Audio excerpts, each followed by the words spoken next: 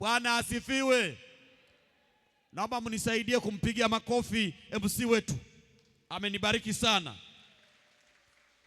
Ameendesha sherehe hii kama sherehe ya Wakristo. Lakini pia nimpongeze DJ. Muelewe ninyi kwamba hizi sherehe tunakusudia kuzifunga kanisani. Haziendi kufungiwa bomani.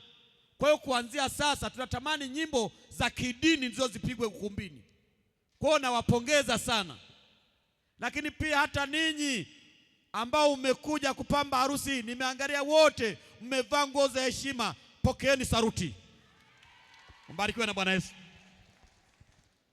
Ila mchungaji, Mungu akubariki sana kwa kweli. Tulivyokubariki sisi, hata wewe umetubariki sisi. Barikiwe sana.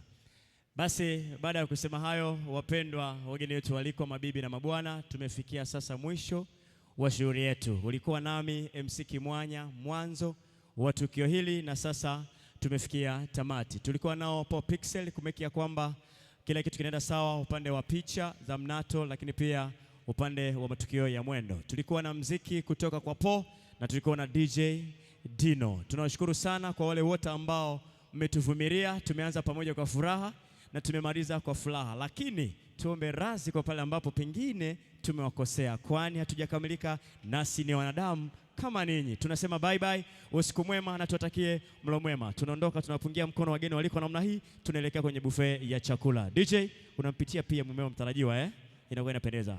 Punga mkono naye. Unapunga mkono, punga mkono. Yes.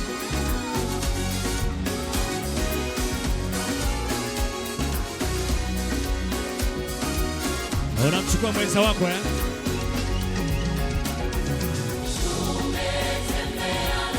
Toka wapi? Nenda naye kwenye chakula. Hey. Naomba tuende kwenye chakula